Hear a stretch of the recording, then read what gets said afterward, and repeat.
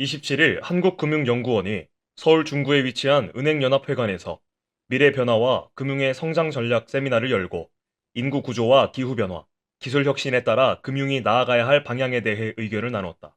이항용 한국금융연구원 원장은 개회사를 통해 현재 우리 사회는 인구 구조 변화, 기후 위기, 그리고 기술의 혁신이라는 세 가지 흐름 속에서 전례 없는 변화를 경험하고 있다며 이러한 거대 변화는 미래에 대해 커다란 불확실성을 안겨주기도 하지만 동시에 중장기적인 관점에서 새로운 성장 대응 전략을 고민하고 기회를 창출해야 하는 중요한 시기라는 것을 의미하기도 한다고 말했다.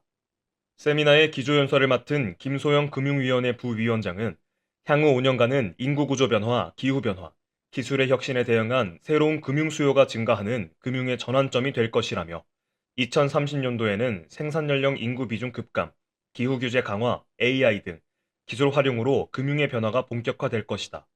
2040년대와 2050년대에는 그간의 대응에 따라 위기가 확산될 수도 있고 금융이 고도화된 모습일 수도 있다고 설명했다. 새로운 경쟁력을 확보해야 할 필요성도 커지고 있습니다. 이에 대한 본격적인 논의에 앞서 과거의 금융산업 흐름을 잠깐 말씀드리겠습니다. 1990년대 후반부터 저축률과 투자율이 30% 수준에서 꾸준히 유지되고 김소영 부위원장은 미래금융 대응 전략으로 완화, 적응, 현신 등 세 가지 방식을 제시했다. 완화 전략은 금융을 활용해 변화의 속도를 늦추거나 변화의 충격을 완화하는 방식이고, 적응 전략은 미래 변화에 대응해 기존의 금융을 고도화하는 대응 방향이다. 혁신 전략은 금융, 산업 영역, 시스템, 참여자를 확장하고 다변화하는 전략이다. 김 부위원장은 미래의 변화가 불확실성이 큰 위기로 다가올 수 있지만 변화의 흐름을 파악하고 적절히 대응해 나간다면 금융의 기회가 될 수 있다는 점을 거듭 강조드리고 싶다고 말했다. 정희철 자본시장연구원 연구위원은 인구구조 변화와 자본시장을 주제로 발표하며 총자산, 금융자산의 보유 규모는 2049년까지 지속적으로 증가하는 것으로 나타났다. 반면 자본시장 자산의 보유 규모는 2034년을 기점으로 급격히 하락하는 것으로 나타났다며 2049년의 규모는 2009년보다 약간 높은 수준에 그칠 것으로 나타났다고 설명했다.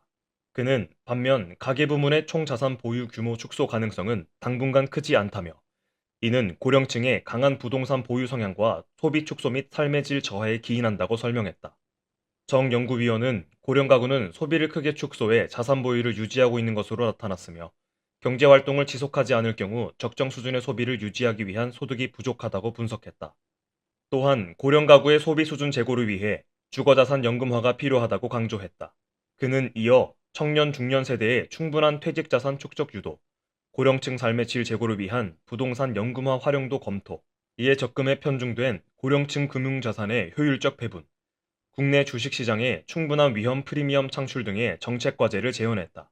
이어진 토론에서 조은하 한국은행 금융안정연구팀장은 특별한 대응을 하지 않는다면 2050년대에는 경제 성장률이 0% 이하로 떨어질 확률이 68% 정도 된다는 보고서도 나온 바가 있다며 인구 감소가 지속되면 경제가 둔화되고 가계의 재무 건전성이 매우 취약해질 위험이 있다고 말했다.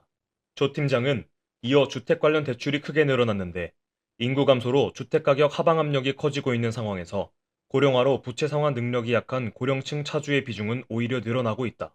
가계의 재무 건전성이 악화될 위험이 크고 금융기관도 수익성과 자산 건전성이 부정적 영향을 받게 될 것이라며 인구 구조 변화에 대응해서 금융의 역할도 바뀌어야 할 것이다.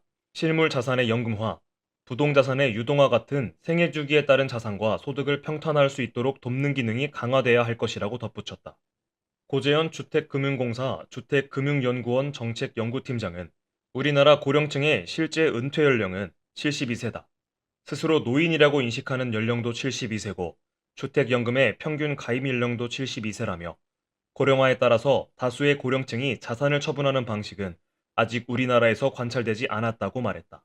고 팀장은 이어 대규모의 주택자산을 처분할 시점에 이르는 고령층 인구가 증가해서 주택연금을 활성화시키는 건 1차원적인 기대라며 고령층이 원하는 게 주택자산을 연계해서 소득을 창출하는 게 아니라고 한다면 사회적으로 효율성을 높일 수 있는 주택자산 연계금융의 방식이 무엇인지에 대한 고민도 필요하다고 생각한다고 했다.